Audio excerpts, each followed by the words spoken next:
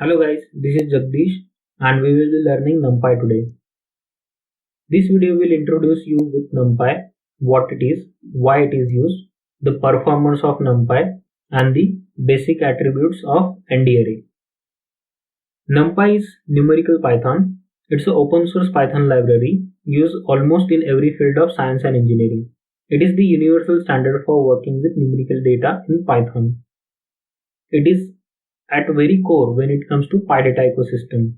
PyData is a community which hosts many open source data tools. So if you are working in data engineering side or if you are working with huge data, then I would recommend you to join PyData community to get the access of those open source tools. NumPy was introduced in 1995 and it was called Numeric at that time. In 2005-06 it was renamed to NumPy. Over the period of years, the API of NumPy has evolved a lot. It has become very simple to understand and performance of mathematical operations is also highest amongst the libraries in Python. Let's meet the basic building block of NumPy, which is ND-array. ND stands n-dimensional. Literally, we can define any number of dimensions in the array using NumPy.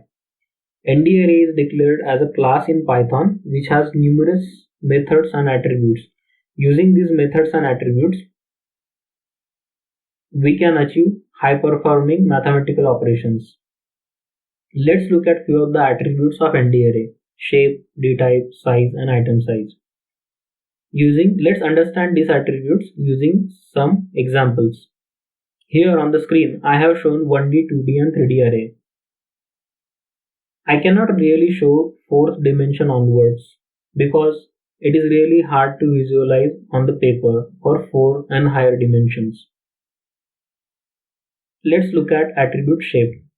When we call ndarray.shape, it returns a tuple and that tuple is having number of elements equals to the dimension of that array. So in case of 3-dimensional array, we will be having 3 elements in the shape. In case of 2D array, we will be having 2 elements. In case of 1D array, we will be having single element in the tuple. So here in our example, the shape of 1D array is 4, meaning there are 4 elements in 0th direction for the array. For 2D array, we are getting 2, 3, meaning we have 2 elements in 0th direction and 3 elements in first direction. Similarly, in case of 3D array, we have 4 elements in 0th direction, that is 0th dimension, 3 elements in first dimension, 2 elements in third dimension. Let's look at the attribute size. This tells us the number of elements in the array.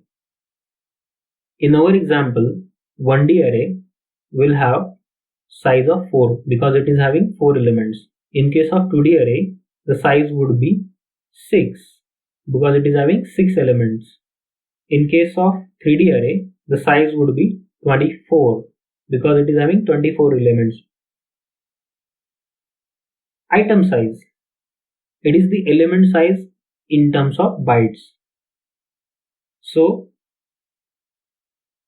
in case of 1D array, our element is int. So it will return the size of int. Let's say if it is using int 8, so it will return 8 bytes. In case of 2D array, it's a float, so it will return an item size of float. In case of 3D array, again it's a int, so it will be returning a size of int in terms of byte. Remember, ND array is having many different types of ints like int 8, int 16, int 32 and so on. Dtype. This will actually tells us a data type of an element within the array. That is, if our data type is int 8, the dtype value would be int 8. In case of float, it will be float. Well, we discussed that NumPy is a bit faster when it comes to mathematical operations. But why it is faster? The magic is behind the vectorization of the data. Let's say we want to add two numbers using Python. Let's say we are not using NumPy here. So how the operations are performed? Let's say we want to add x plus y. So x and y are converted into C data types, C fashion code. This C fashion code is then passed on to CPU for actual addition.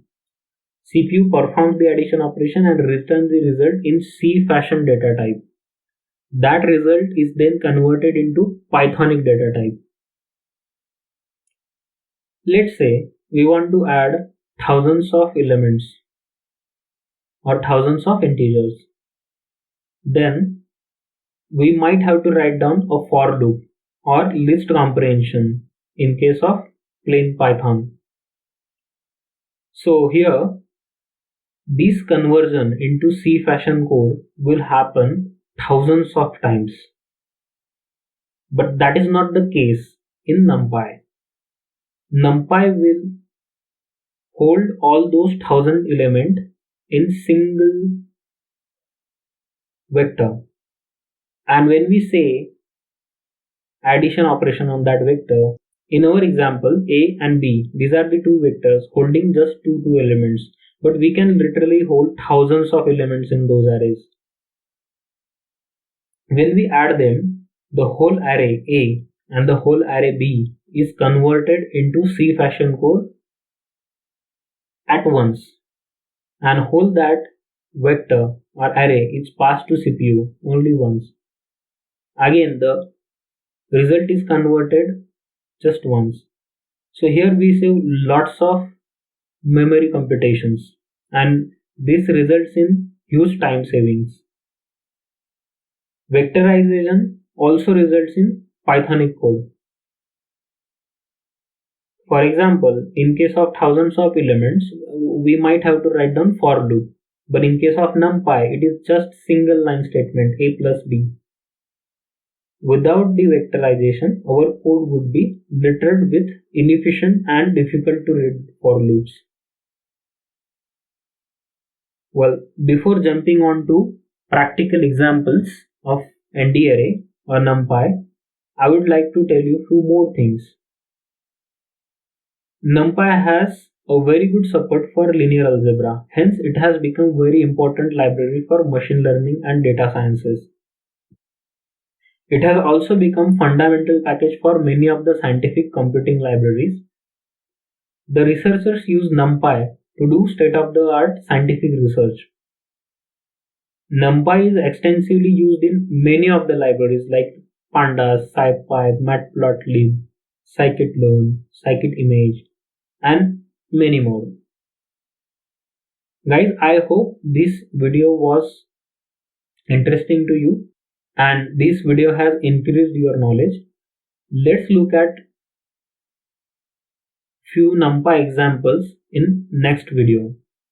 In the next video, we will be learning how to declare an array, how to set up the NumPy environment, how to work with ND array.